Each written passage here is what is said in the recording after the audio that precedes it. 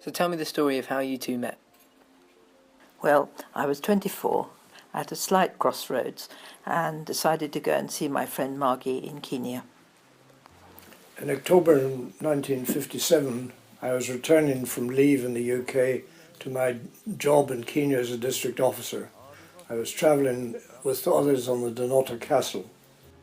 I went right down to the bottom of the boat where I had a 99-pound cabin. It was so tiny that we could only get out of our berths one at a time to get dressed, but, we only went there for sleeping anyway. I've joined a group of single people, they would just fall in together. There were about 8 or 10 of us, led by the purser, and it was all completely new to me, so we were quite a merry crowd. The journey was 21 days, so we had various stops. It went from Tilbury, Gibraltar in the Med, and about Genoa I was conscious as there was a party of young ladies on board, also going I'd ascertained to Kenya, and among them was Rosemary. Jim came along because he was in first class. We were very much third class, and it was very stuffy up there with all the old dears. And he got bored, so he and his friend David came along to join our group, which was good. And we went ashore, had fun together, and did the excursions. But anyway, it went very quickly the time, and the way it does. Getting Grandpa very excited.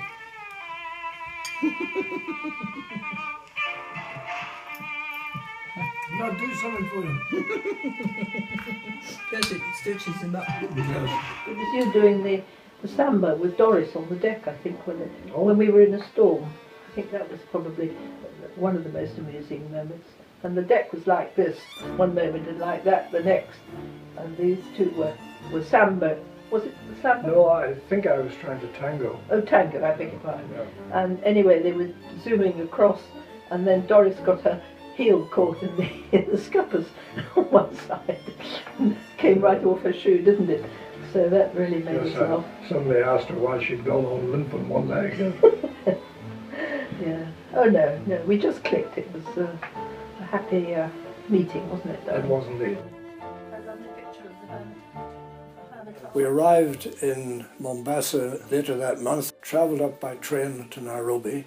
I was then going further, and she was staying in Nairobi with friends. I suddenly realised that I had no address for her. I asked her how I could contact her.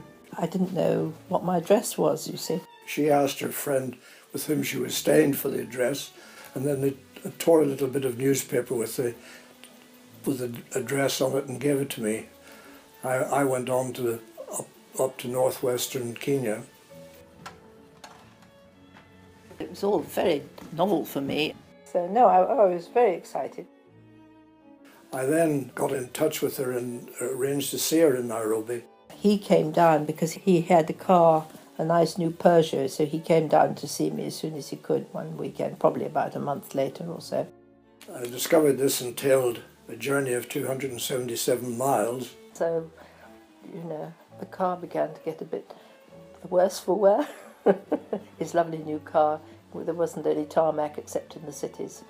I remember saying to her, "You'll really have to marry me because my Peugeot car won't stand much more of a battering on Kenya roads." And that was your punchline, that's what won her over? That was my punchline. And how did she respond? Well, she agreed to marry me, but not, I hope, just for that reason.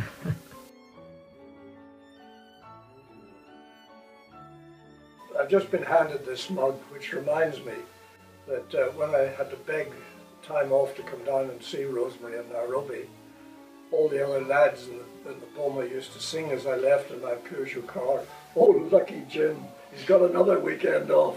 How we envy him." How long have you been together now? How long has it been?